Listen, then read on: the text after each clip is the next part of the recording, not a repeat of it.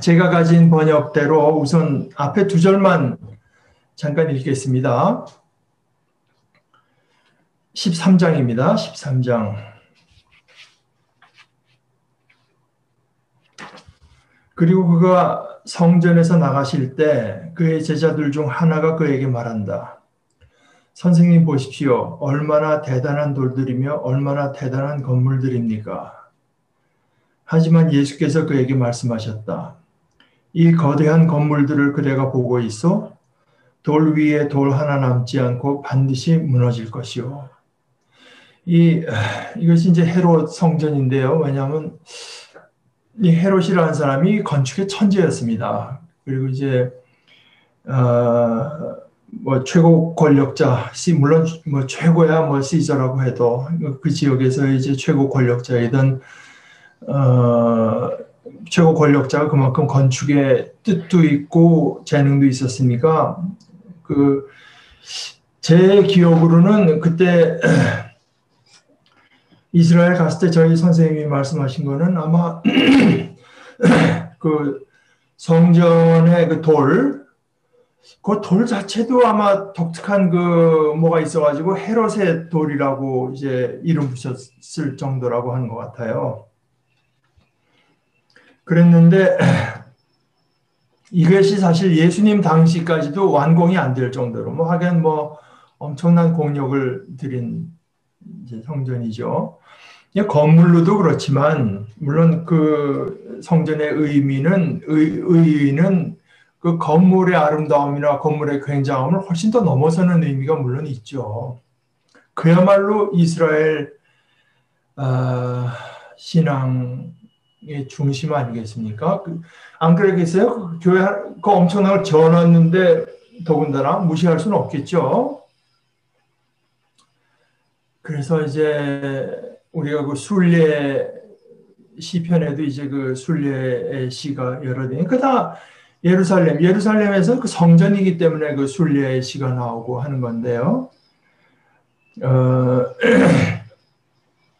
그러나 우리가 이제 얼마 전부터 보다시피 예수님의 입장에서는 성전이 그 존재 이유를 다 잃어버렸다. 그런 얘기죠. 그동안 그것이 이제 이 마가복음에서 결국은 예수님께서 십자가에 달려 돌아가시는 데까지 이어져서 사실 이스라엘 사람들이 그 성전이 그렇게 중요했고 그런데 바빌론이 북왕국은 이스라엘은 이제 아시리아한테 BC 8세기에 망했고 BC 6세기에 이제 쳐들어와서요. 바빌론이 쳐들어와서 느부갓네살 이렇게 가지고 이제 다 파괴해버리고 성전을 파괴해버리고 성전에 그 온갖 필요하던 기술자는 다 이제 데려가고 제사장도 다 데려가고 집기 같은 것들도 다 이제 노력해가지고 하고 이제 이렇게 돼서 이 사람들이 바빌론에서 사는 동안 이제 제일 큰 문제 중에 하나가 성전이 없다는 것이었거든요. 성전에서 자기들이 멀리 떨어져 있었기 때문에 그때부터 이스라엘의 신앙이 어떤 양상을 띠게 되나 하면은 성전이 없는 가운데 이제 여러 가지 복잡한 생각이 들지 않겠습니까? 우리가 어쩌다 이렇게까지 됐나.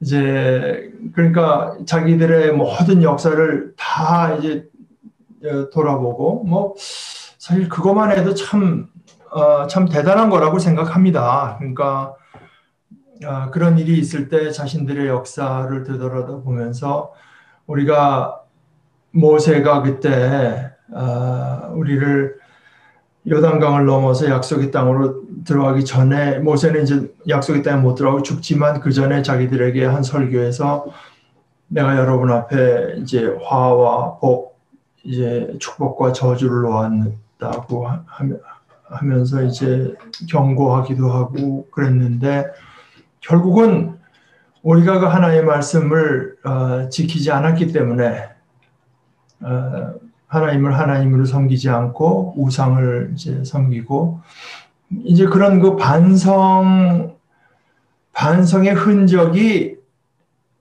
성경의 굉장히 큰 부분에서 나타납니다. 사실은 신명기에서부터 그 뒤에 온갖 나타나는 이제 역사서들이요. 뭐 사사기, 여호수아 사사기, 그다음에 사무엘 상하, 열왕기 상하. 이 역대 상하는 열왕기 상하의 내용을 거진 반복하는 듯하지만 뭐 다윗에 대한 평가나 이것이 많이 다릅니다. 그래서 사실은 신명기에서부터 어떤 사람은 신명기에서부터 열왕기 끝까지의 것이 거진 한 책이라고 볼 수가 있다. 그 소위 신명기 역사서, 신명기 이제 역사관을 가지고 쓴 책이라고 보고 열왕기는 조금 다른 의미에서 이제 역사를 본 책이라고 우리가 생각을 하는 경우가 이제 많습니다. 그런데 이 특별히 그런 그 이스라엘 사람들이 과거를 이제 돌이켜 보기도 하지만 그러는 와중에도 바빌론으로 끌려온 지금 상황에서 지금 신앙생활을 해야 될 거 아닙니까? 나름대로. 그런데 이 사람들이 아는 신앙생활이라고 하는 거는 성전에 이제 제물 가져가서 제사장을 통해서 용서를 받고 가르침을 받고 사죄를 뭐 받은 뒤에는 또 나가고 뭐 이런 식인데 성전이 없어지고 제사장도 역할을 할 수가 없으니까요. 그러니까 이제 그때부터 중요해진 것이 두 가지인데 첫째는 안식일을 지키는 것이고 둘째는 토라 하나님의 말씀 율법을 지키는 그때부터 이제 사실 아마 이스라엘 그 신앙의 별명 중에 하나인 아마 체계 종교라고 하는 아직까지도 이어지는 그 이름이 붙은 때가 아마 그때일 겁니다. 그런데 저도 사실 제가 이게 게을러서 그런데 특히 그 미국에서 이제 목회하고 하면서 그 한국 사람들이 이제 미국으로 나와 있는 사람들인데 뭐 좋은 뜻으로 나왔지만 어떤 의미에서는 또 그 포로 생활의 면이 있기 때문에 이스라엘의 그 포로기를 참 제가 잘 이해하고 싶은 마음이 사실 지금까지도 있습니다. 그 포로기에 뭐 굉장히 중요한 일들이 이제 특히 신약까지 이어지는 이제 이런 그 이스라엘 신앙의 면모가 포로기와 그 포로기 이후 그때 이제 많이 나타났기 때문에 그런데 이제 그 중에 하나가 그 율법을 이제 지키는 거였습니다. 그 하나님의 말씀을 귀히 여기는 거. 왜냐하면은 허셜인가 하는 사람이 말한 것처럼 그때까지 이스라엘은 장소를 성별했던 것이면 성전이라고 하는 그 이제 성전 그 담이 있고 들어와서 뜰이 있으면 그 법보다 훨씬 더 여기는 거룩한데 뜰에서 성전 건물로 들어오면 진짜 거룩한데 그리고 건물 안에서 저 끝에 커튼으로 가려진 소위 Holy of Holies 그러니까 지극히 거룩한데 이런 식으로 이제 장소로 성별되었다고 하면은 안식일이라고 하는 것은 시간으로 이제 성별되는 시간으로 일주일 중에서 하루를 이제 성별하는 식의 이제 신앙이니까요. 그래서 그 안식일을 거룩하게 성전 대신 어떻게 보면은 뭐 안식일을 거룩하게 지키는 것과 이제 하나님의 말씀을 따라 사는 것. 그래서 에스라 구약의 에스라 포로기에서 온 뒤에 이제 학자 에스라를 통해서 성경을 다시 읽고 해석하고 뭐 이럴 때 이스라엘 사람들이 막 그냥 줄줄 울고 한 기록들이 이제 거기 나타나죠. 그러나 이스라엘 사람들이 그 율법을 지키고 거기서 그 율법에 따라 산다고 할 때 그 율법 안에도 사실은 성전에 대한 강조가 굉장히 크게 이제 들어 있었다고 합니다. 그래서 이 사람들이 그 목매에도 그리던 이제 예루살렘으로 돌아와서 성전, 어떤 사람들은 옛날 성전이 얼마나 굉장했는데 지금 와서 이 초라하게 막 재건되는 성전을 보면서 막 울기도 했다고 이제 하지만, 이것이 헤로당 때 참 이렇게 멋있는 건물로 이제 태어날 때 예수님께서 그 이스라엘 사람들의 신앙의 아주 그 중심을 이제 의미 없는 것으로. 그러니까 제가 가끔 말씀드리는 것처럼 사실 이것은 하나님께서 약속의 백성이라고 아브라함을 부르실 때부터 너를 통해서 모든 민족이 이제 복을 받게 된다. 너는 복이 된다. 그러니까 네가 복 받는다는 것이 아니라 네가 그러니까 너가 복스러운 존재가 되고 이제 그런 거죠. 사람들이 그러니까 아브라함 자신에게 그렇게 좋은 것이 일어난다는 뜻이라기보다는 하나님의 뜻은 어디까지나 모든 백성에게 있는데 그것이 아브라함을 통해서 일어난다는 그런 뜻이었고, 성전도 이제 마찬가지인데 성전이라고 하는 것이 사실 이사야서에서 하나님께서 좋은 포도를 기대했다. 이스라엘을 심을 때. 그러니까 공평과 정의, 스다카하고 미슈파트를 기대했는데, 말하자면 정치적인 그 정의, 사법적인 정의, 경제적인 정의와, 그러니까 앞에 그 스다카는 경제적인 가난한 자들을 돌보는 거라고 할 수 있고, 그 다음에 뒤에 미슈파트는 가난한 자들이 억울하지 않게 하는 그 사법적인 정의라고 할 수가 있는데, 이게 오히려 성전을 통해서 자기들의 그 기득권을 강화시키고 다른 사람들을 이제 우리가 요즘번에 보지 않았습니까? 과부들의 가산을 빼앗는 자들이다. 이제 이런 식으로 했을 때 그 사람들은 그 현상만 봤는지 모르지만 도대체 그 성전에서 하나님의 뜻을 이제 펼치고 순종한다는 인간들이 정반대의 길을 가고 있으니까요. 그래서 그리고 또 거기다가 이제 성전 안에서 벌어지는 극도의 그 배타주의, 그러니까 이스라엘만이 하나님의 축복의 대상이다라고 하면서 이제 밖에는 또 폭력적인 어떤 그 혁명 이런 거를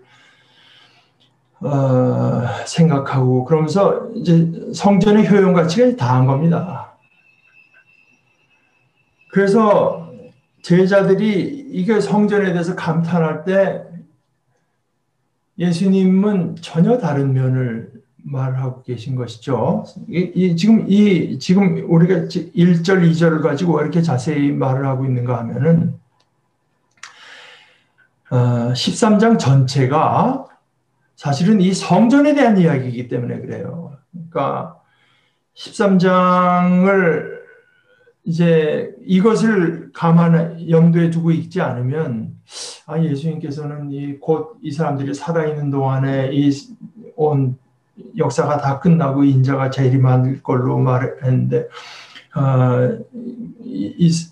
그 기독교의 그 재림 신앙은 이제 실패로 돌아갔다. 그 헛된 것으로 이런 식의 해석을 자꾸 하는데 그게 아닙니다. 13장 전체가 사실은 지구 종말, 그러니까 역사의 인류의 종말에 대한 것이라기보다는 성전에 대한 거라고 하는 거를 이제 우리가, 그러니까 이 성전에 대한 것이 그만큼 시리어스한 문제라고 하는 걸 우리는 이미 성전이 없는 시기에 살고 있기 때문에 그런 실감이 잘 안 나죠. 그거는 다 지난 얘기고 지금 예수의 말씀 우리가 진지하게 읽을 때면 이거는 앞으로 있을 일에 대한 거 아니야? 이제 그게 아닌 겁니다. 그 12장 3절에서부터 다시 이어서 읽겠습니다. 그리고 그가 성전 맞은편 감람산에 앉아 계실 때 베드로와 야고보와 요한과 안드레가 따로 그에게 물었다. 우리에게 말해 주십시오. 언제 이런 일들이, 그러니까 이런 일이 그거거든요. 바로 앞에서 이제 말한 것처럼 돌 위에 돌 하나 남지 않고 반드시 무너질 것이요. 이것도 이제 예수님의 말씀의 과장법이지. 뭐 그렇게 된 건 아닙니다. 지금도 그 서쪽 벽이 남아 있잖아요. 통곡의 벽이라고 하는 거. 그러나 이제 우리에게 언제 이런 일들이 일어나며 이 모든 일들이 이루어지려 할 때 표적이 무엇입니까? 이것도 또 이제 이 사람들의 질문, 이게 언제입니까? 언제나 이제 우리가 묻는 게 그거죠. 예수님의 대답이, 이에 예수께서 그들에게 말씀하시기 시작하셨다. 어떤 사람이 그대들을 엇나가지 하게 하지 않도록 경계하십시오. 나다라고 말하며 많은 사람들이 내 이름으로 올 것입니다. 그래서 많은 이들을 엇나가게 할 것입니다. 한편 전쟁과 전쟁에 관한 소문을 들을 때 동요하지 마십시오. 그런 일은 반드시 일어나야 합니다. 그러나 아직 끝은 아닙니다. 이는 민족이 민족을, 나라가 나라를 대항하여 일어날 것이고 곳곳에 지진이 있을 것이며 기근이 들 것이기 때문입니다. 이것들은 진통의 시작입니다. 우리가 보기에는 이거는 딱 종말의 일을 말씀하시는 것 같죠. 그러나 이것은 이스라엘의 신앙에 있어서 성전이 이제 파괴된다고 하는 것이 얼마나 이 엄청난 사건인가를 이해하지 못하고 있어서 그것에 공감이 없기 때문에 이제 그렇게 볼 수가 있습니다. 사실 그게 그랬잖아요. 먼저 번 성전이 무너질 때도 아시리아와 바빌론이 싸우고 뭐 이제 이런 일들이 있고 나서 이제 먼저 번 성전이 파괴되는 거거든요. 이것들은 재난의 시작이 아니라 진통의 시작입니다. 진통의 시작. 사실 제가 이걸 하면서 이제 N.T. 라이트의 글을 다시 보고 있는데 그 사람은 이제 이 진통이라는 말도 현대인들은 이해하기 어렵다. 왜냐하면 옛날에 그 조그만 집에서 엄마가 아기를 낳을 때 처음 진통을 시작하면서 아이들뿐 아니라 남편아 온 그 이웃까지 사실은 그 진통의 과정을 알고 동참하고 어떻게 태어나는가를 보고 뭐 이런 모든 것을 이제 와서 그 진통이라는 말 자체가 주는 뉘앙스가 현대인들은 가면 어떤 때는 이제 그 마취하기도 하고요. 척추 마취하기도 진통을 없애기도 하고 뭐 그래서 전혀 이제 알기가 어렵죠. 그러나 이 진통이라는 말이 사실 오늘 이 전체를 이해하는데 굉장히 중요한 역할을 한다.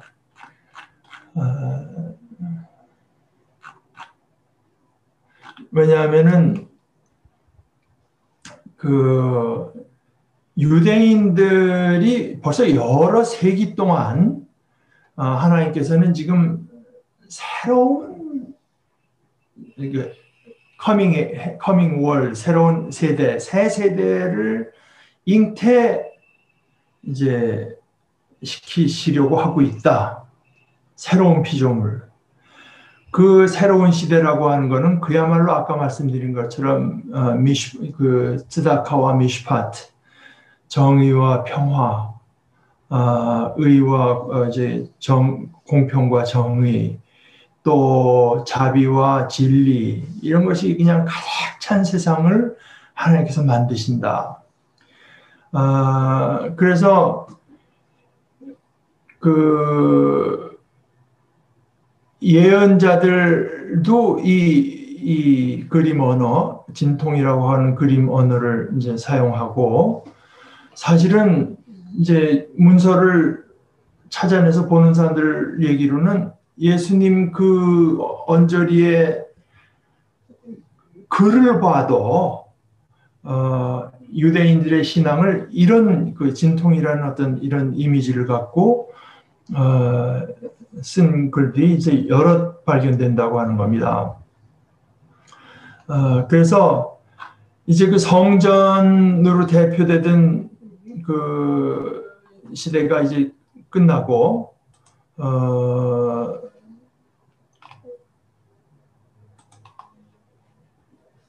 그 사람들이 예수님을 이제 고소할 때 고발할 때 했던 말처럼 손으로 짓지 아니한 성전 으로 대표되는 그런 식의 신앙이 들었으니까 완전히 그 새 시대, 예수님과 더불어서 그야말로 그들이 고대하던 그 세대가 이제 이미 오고 있는 것을 어떤 의미에서 이제 시작된 것을 말을 하고 있으니까, 그러니까 이것은 이제 이런 일들이 진통의 시작이라고 해서 표현했을 때 이제 뭔가 이제 새로운 것이 오고 있다 하는 것을 우리가 볼 필요가 있는 거죠. 그때 그러니까 그것이 언제냐 하는 계산을 하는 것보다 예수님의 말씀 이제 9절부터 이렇습니다. 그러나 그대들은 그대 자신들을 돌아보아야 합니다. 그들이 그대들을 공회에 넘기고 그대들은 회당에서 매를 맞을 것이고 나 때문에 총독들과 왕들 앞에 증인으로 세워지게 될 것입니다. 그리고 반드시 먼저 모든 민족에게 복음이 전파되어야 합니다. 그러니까 이것이 이제 사도행전에 나타나는 거 아니겠습니까? 사도행전에서 이 사람들이 예루살렘과 온 유대와 사마리아와 땅 끝까지 이르러서 이제 이 사람들이 보냄을 받아서 그리스도를 증거하고 있는 일들이 일어나고, 지금 예수님께서 말씀하신 이 사건이 일어나는 그 역사적인 시점은 AD 70년입니다. 70년. 성전이 완전히 로마에서 완전히 파괴되는 이제 이거 AD 70년에 일어나는 건데요. 이거 뭐 복음이 그러니까 그대들이 어떤 자세를 가지고 우선 복음을 전파해야 된다. 하나님, 여태까지 예수님께서 말씀하신 게 하나님의 복음이겠지만, 그러나 예수님께서 죽고 부활하신 뒤에 그것은 하나님의 복음이 곧 그리스도의 복음이다. 예수님의 복음이다 하는 것을 이제 교회가 깨닫게 되죠. 그러니까 증인으로 세워지게 될 것입니다. 나 때문에. 그러니까 예수님 때문에 증인으로 세워진다는 것과 복음을 전파한다고 하는 것이, 이것이 이제 거진 이제 서로 연결된 것을 볼 수 있고, 또 하나는 사실 예수님은 지금 자신이 죽는다는 것을 이제 고난 받으시고 죽는다, 그리고 사흘 만에 부활한다고 하실 때 이미 예수님께서 죽고 부활하신 뒤에도 예수님의 제자들이 활발한 활동을 벌이실 것을 이미 보고 계신 것입니다. 사실은 누가 그때 볼 수 있겠습니까?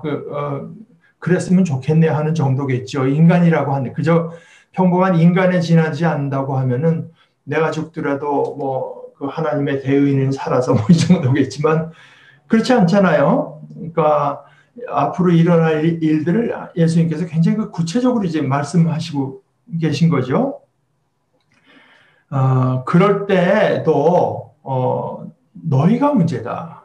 그러므로 그대를 넘기고자 붙잡을 때 무슨 말을 할지 미리 걱정하지 마십시오. 나 잡혀가면 무슨 말을 할까? 그게 그냥 복음을 전해라. 그때 무엇이 그대들에게 주어지든지 간에 이것을 말하십시오. 그러니까 그대들에게 무슨 주어지는 말이 있을 것이다. 이는 말하는 이들은 그대들이 아니라 성령이시기 때문입니다. 그러니까 내 영이 그때 너희들과 함께하면서 지시하겠다고 하는 거죠. 그때 그 고통이라고 하는 것은 형제가 형제를 죽음에 넘겨줄 것이고 아버지가 자식을 죽음에 넘겨줄 것입니다. 자식들이 부모에 맞서 일어나 그들을 죽일 것입니다. 그리고 그대들은 내 이름 때문에 모든 이들로부터 미움을 받을 것입니다. 그러나 끝까지 견디는 자는 구원을 받을 것입니다. 그러니까 예수님의 말씀을 믿고 미리 걱정하지 않을 것과 그때도 주님께서 성령으로 나와 함께 하실 것과 그것을 믿고 견딜 것, 이것을 이제 생각해야 된다. 그리고 나는 가장 선한 일을 하고 있는데 왜 이런 일이 닥치는가 할 것이 아니라 그런 일이 닥치게 돼 있는 줄로 알아라 하는 이제 그런 말씀이 되겠죠. 역시 이 모든 것들이 이제 지금 계속 말씀하시는 대로 예루살렘 성전이 무너질 때를 말씀하시는 그 배경에서 말씀하시는 거. 이거 이제 그 무시간적으로 마지막 날 일어날 일들에 대해서 말씀하시는 것이 아니라 굉장히 그 역사적인 그 맥락을 염두에 두고 말씀하시는 것입니다.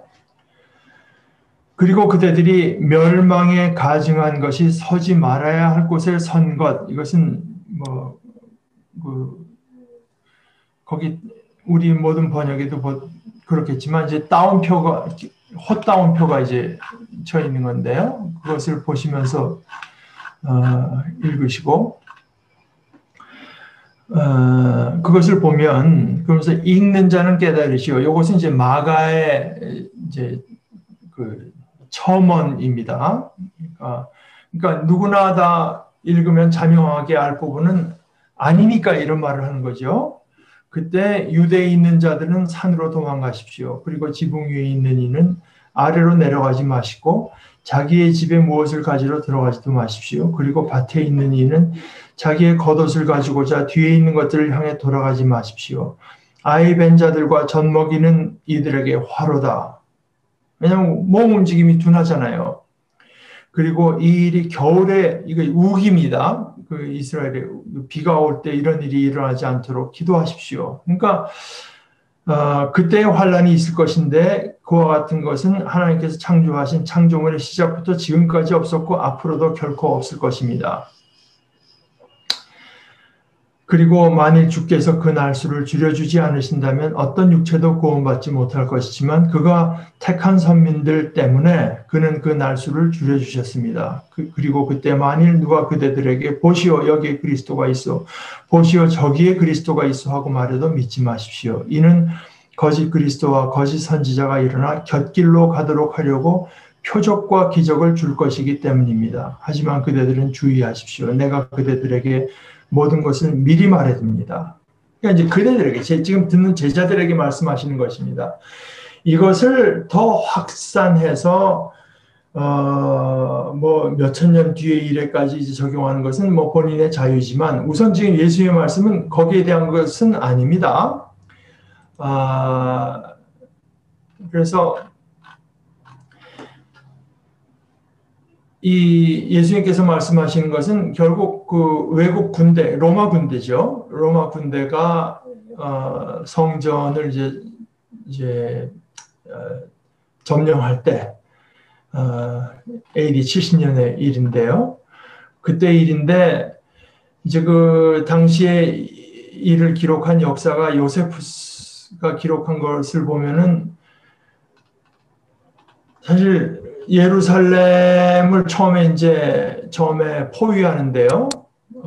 그것이 이제 이 사람들의 그 전술이었습니다. 예루살렘도 그렇고 이때 이스라엘 사람들이 며칠 이제 끝까지 도망가서 극렬하게 저항한 데가 이제 마사다, 사해 옆에 있는 그 마사다인데 거기도 뭐 몇 년을 소수의 사람이 로마 군대를 향해서 버티지만 결국 로마 군대가 거기 토성을 쌓아서 이제 와서 거기도 이제 침공해서 멸망하게 되는데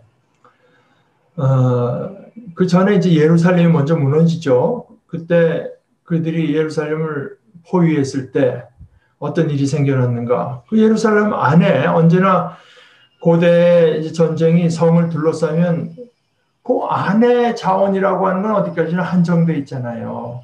그러니까 요세푸스의 기록에도 어떻게 사람들이 이제 굶주렸는가? 굶주리다 어떻게 되겠습니까? 그 구약 성경에 예언한 것처럼 자기들의 어린 아이들을 잡아먹고 그 와중에도 또 그 더러운 식량과 말하자면 이렇게 힘들면은 서로 간에 뭐가 똘똘 뭉칠 것 같지만 오히려 그 안에서 서로 이제 분열되면서 그 안에서 또 이제 말하자면 더 힘을 주겠다고 이제 싸움이 일어나고 그래서 사실은 이제 그 예루살렘이 포위됐을 때 죽은 사람들 가운데 로마인들에 의해서 죽은 사람들보다 동료 유대인들에게 죽은 사람들이 이제 훨씬 더 많은 아주 끔찍한 사건입니다. 그러니까 그 안에서 개인의 힘이라고 하는 건 너무 무력하고 뭘 할 수가 없죠. 그래서 도망가라고 하는 겁니다. 도망가라고 도망가라고. 그래서 그리고 이제 멸망에 가증한 것을 말할 때 이것은 이제 다니엘서 11장 31절하고 12장 11절의 말씀인데 그때도 예루살렘을 이방 군대가 침공했을 때 얘기지만 그때는 성전에서 그 율법에 기록된 대로 희생 제물을 드리지 못하고 오히려 그때 이제 멸망에 가증한 것이 성전 안에 서게 되고요. 그런데 예수님께서 그 말씀을 인용하시면서 그 뭘 말한 걸까? 뭐 할 수가 없지만 정확히 알 수는 없지만 아마 거기 로마인들이 숭상하던 어떤 신상을 세우든가 뭐 이제 그랬던 것을 이제 말을 또 황제상을 세웠는지 제가 그건 잘 모르겠습니다. 요세푸스가 또 기록하는 것은 당시에도 이제 자기가 메시아다, 자기가 예언자다, 뭐 이런 사람들이 특히 그 마지막 한 4년 동안에 굉장히 많이 나타났다고 하는 거죠.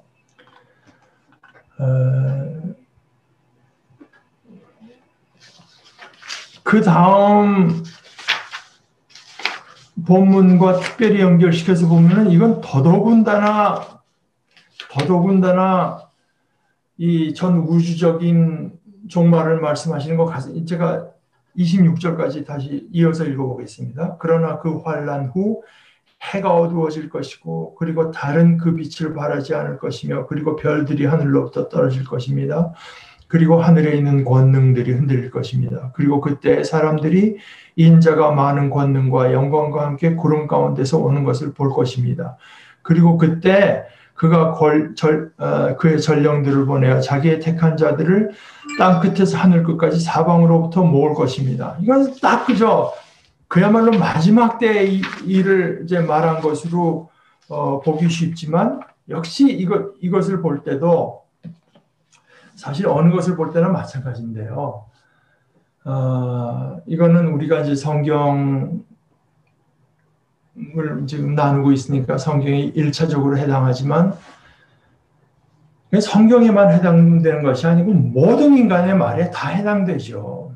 그 말의 뜻을 알기 위해서는 그 맥락을 알아야 된다. 그 맥락을 감안해서 이제 사실은 저는 뭐 교회 개혁하는데 우리가 이것만 할 줄 알아도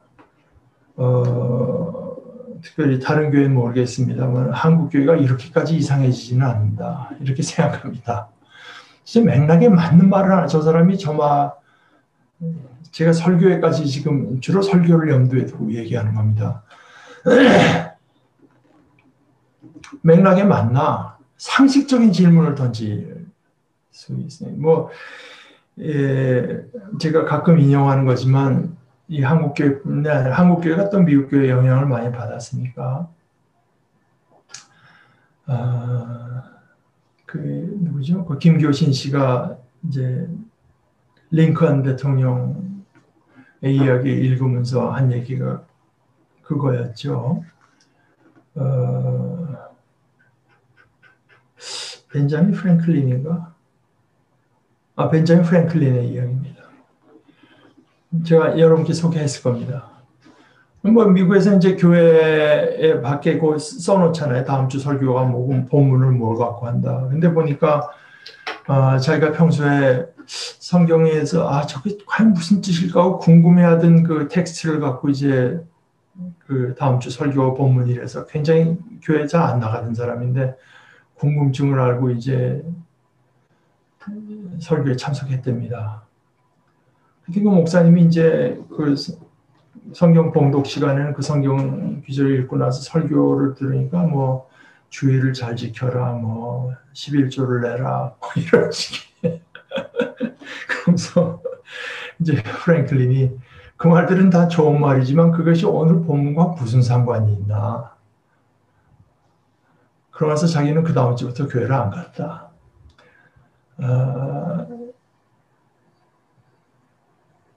사실은 이런 어떤 그 맥락을 뭐 그렇다 해서 뭐 따져 묻고 하는 것보다 그래도 그것을 이제 물어야 되거든요.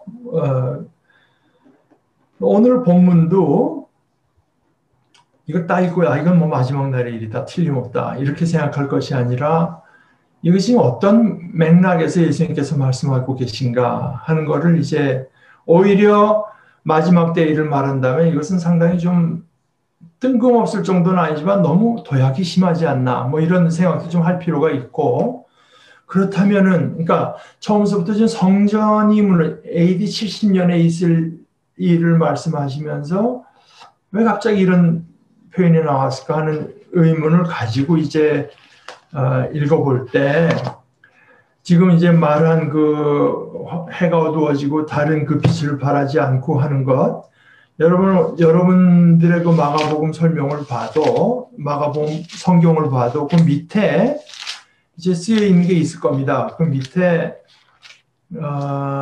오늘 그 말씀이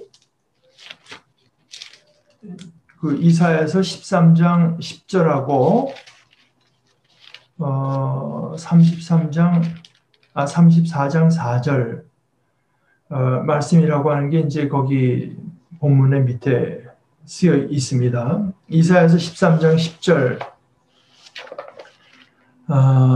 를 뭐라고 되어 있는가? 주님의 날이 9절 주님의 날이 온다. 무자비한 날 진노와 맹렬한 분노의 날 땅을 황폐하게 하고 그 땅에서 죄인들을 멸절시키는 주님의 날이 온다. 하늘의 별들과 그 성자들이 빛을 내지 못하며 해가 떠도 어둡고 달 또한 그 빛을 비치지 못할 것이다. 그러다가 또 밑에 뭐 14절에 보면 바빌론에 사는 외국 사람들은 마치 그러니까 그리고 17절에는 내가 메대 사람들을 불러다가 바빌론을 공격하게 하겠다. 뭐 19절에 보면 나라들 가운데 가장 찬란한 바빌로니아 사람의 영예여 자랑거리인 바빌론은 하나님께서 멸망시키실 때 마치 소돔과 고모라처럼 뭐 바빌론 도시가 얼마나 아름답고 엄청난 도시였는지는 뭐 한국 TV에도 유튜브에 봐도 뭐 여러분들이 아실 수 있을 것입니다. 또 그 34장 4절을 이사야서 해와 달과 별들이 떨어져서 가루가 되고 하늘은 마치 두루마리처럼 말릴 것이다. 포도나무의 잎이 말라 떨어지듯이 무화과 나무의 잎이 말라 떨어지듯이 하늘에 있는 별들이 있다. 이것이 이제 그 구약의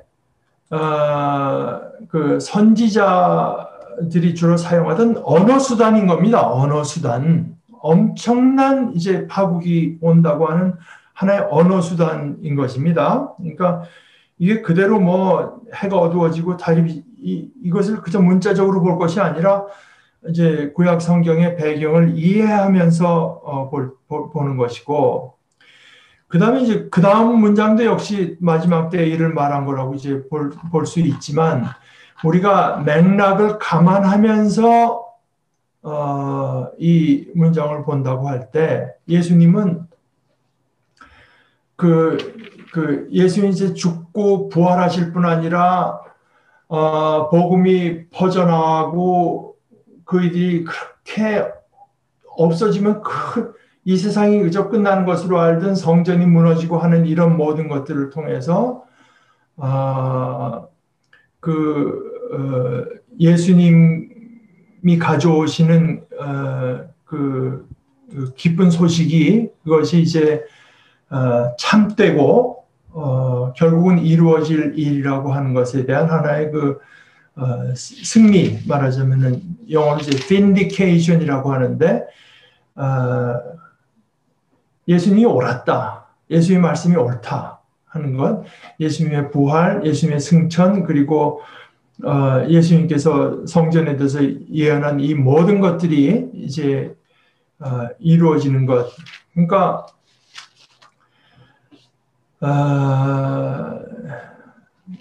제가 이제 다시 말씀드리지만 이 모든 내용들, 여태까지 내용들을 지금 예수님께서 말씀하신 약 40년 전에 일어날 일에 대한 예언으로 보는 것이 굉장히 중요합니다. 이 본문들에 대해서 엉뚱한 이제 어떤 그 그 상상을 펼치지 않으려면. 그런데 그렇긴 한데 그러면 그때만 해당되느냐? 그건 아닙니다. 예수님께서는 거기에 대해서 말씀하시고 계시고 틀림없이 1차적으로 거기에 대한 것이지만 왜냐하면은 여러분들이 요한계시록과도 이제 나타나는데 거기 물론 당시 정치적인 상황이 너무 살벌하고 그런 것도 있기도 하지만은 로마를 로마라고 그 요한계시록이 쓰여질 당시는 이제 기독교가 그 당면한 박해가 로마에 의한 것이니까요. 근데 그 로마를 로마라고 부르지 못하고 바빌론이라고 부릅니다. 근데 이것은 다만 숨기기 위해서 바빌론을 말하는 것이 아니라 실제로 신화의 관점에서 볼 때 로마가 딱 바빌론인 겁니다. 그래서 이 성전에 이제 이런 일들이 일어나고 그리고 게다가 예수님께서 예수님께서 선포하시고 예수님께서 죽음으로써 이제 가져오신 그 하나님의 나라 의 복음 이것이 진리라고 하는 것은 다른 때에도 또 다른 면으로도 그리고 또 점점 더 이제 그것이 옳다고 하는 것이 그러니까 인자가 그리고 예수님께서 권능으로 이제 오신다고 하는 것이 결국 가서는 최종적으로 종국적으로 마지막 날에까지 유효한 그 예언이 되죠. 그때 사람들이 인자가 많은 권능과 영광과 함께 구름 가운데로 오는 것을 볼 것이고 그리고 그때 그가 그의 전령들을 보내 자기의 택한 자들을 땅끝에서 하늘과 사방으로 이거 복음 선포하는 것으로 하는 거거든요. 복음 선포하는 것을 이제 하는 일들은 물론 예수님은 당신께서 승천하시고 40년에 있을 그 일을 말씀하시지만 이 일을 우리가 더 그 1차적인 맥락은 그거라고 하는 것을 우리가 이해하면서도 그것을 그 뒤의 일까지 익스텐드해서 연장시켜서 우리가 이해하고 받아들여도 이제 잘못된 것은 아니다. 이렇게 볼 수가 있습니다.